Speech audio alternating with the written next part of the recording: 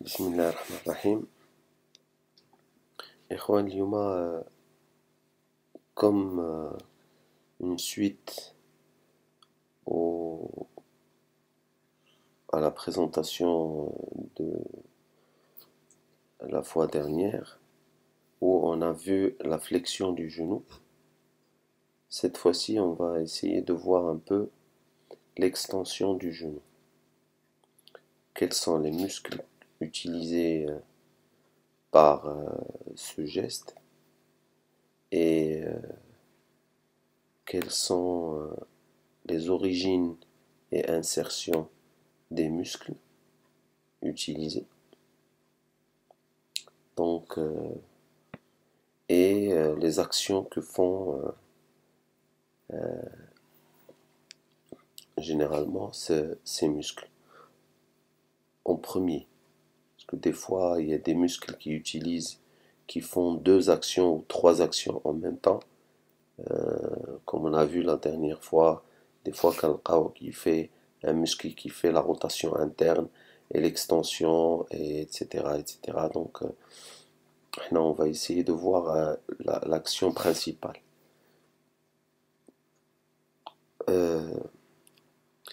On va commencer par ce muscle qui est le vaste latéral. Euh, le vaste latéral, vous voyez l'action de la jambe et il se trouve il est à l'extérieur de la jambe. Donc il s'appelle le vaste latéral. Donc c'est un muscle de la cuisse, on peut dire que il est le muscle le plus important et le plus latéral du quadriceps et qui se trouve dans la loge antérieure. Dans la loge antérieure. Donc ça c'est le quadriceps, donc il est dans le, on peut dire que c'est le plus latéral du quadriceps. En ce qui concerne l'origine, on va essayer de tourner un peu pour voir l'origine du muscle. Donc ça c'est le fémur et il s'insère, il y a l'origine, il sort du grand trochanter et la surface latérale supérieure de la ligne âpre.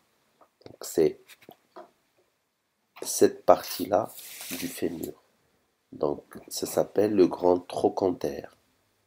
Là c'est le grand trochanter qui s'insère ici et euh, la surface latérale supérieure de la ligne âpre. Ça c'est la ligne âpre, donc la surface supérieure de la ligne âpre. Donc son insertion, comme vous voyez, on va tourner encore un peu pour voir l'insertion.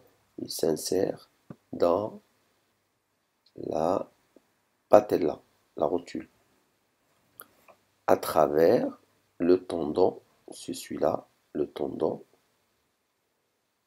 quadriceps.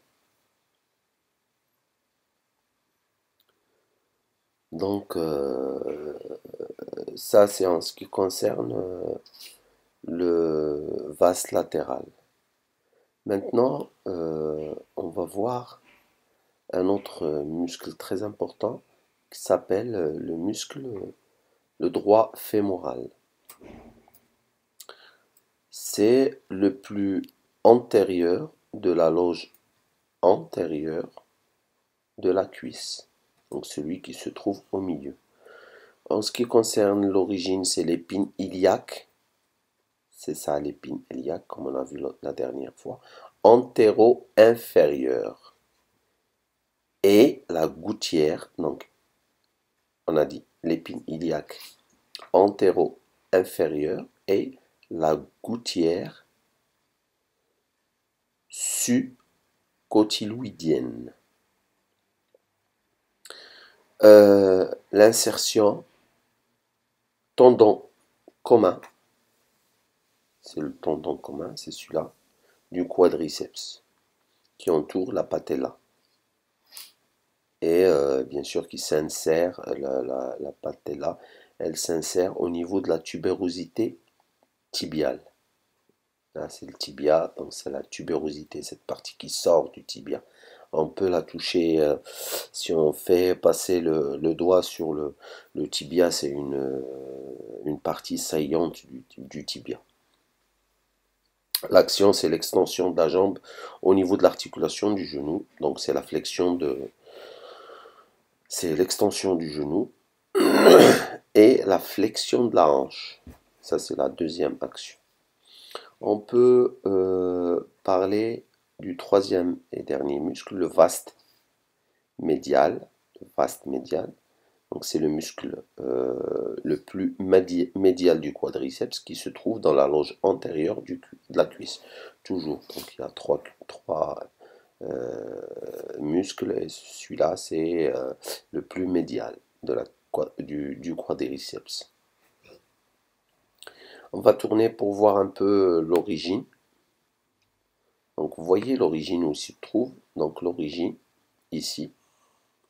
Donc l'origine en haut, c'est la ligne intertrochantérienne et la lèvre médiale de la ligne âpre. On a dit tout à l'heure la ligne âpre.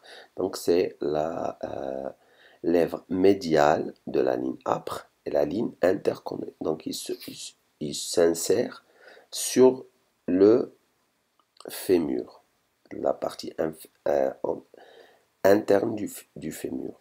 L'insertion, on va retourner un peu. Donc l'insertion, c'est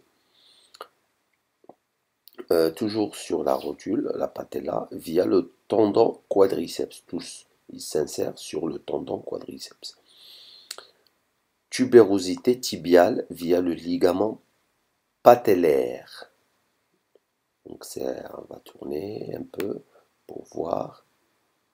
Donc voilà, vous voyez, c'est ici où s'insère la deuxième partie, la deuxième insertion.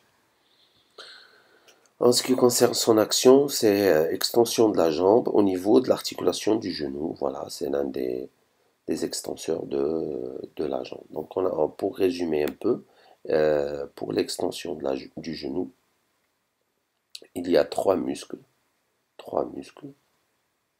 C'est le vaste médial, le droit fémoral et le vaste latéral. Voilà. Et tous en bas, ils ont une insertion sur la patella à travers le tendon du quadriceps. Voilà. Donc c'est tout ce qu'on peut dire à propos de l'extension du genou. Pour le prochain cours, on va voir un peu les rotations, on va voir un peu les flexions, extension des orteils, etc. Et on passera aussi au mouvement de la ceinture scapulaire. On peut adduction, ça c'est très intéressant aussi. On va essayer de voir aussi les mouvements, la flexion du poignet, l'abduction, l'adduction du poignet, le coude aussi, flexion, extension du coude, etc. Donc voilà, pour l'instant, on va s'arrêter ici. Je vous souhaite une bonne vision et merci pour votre attention.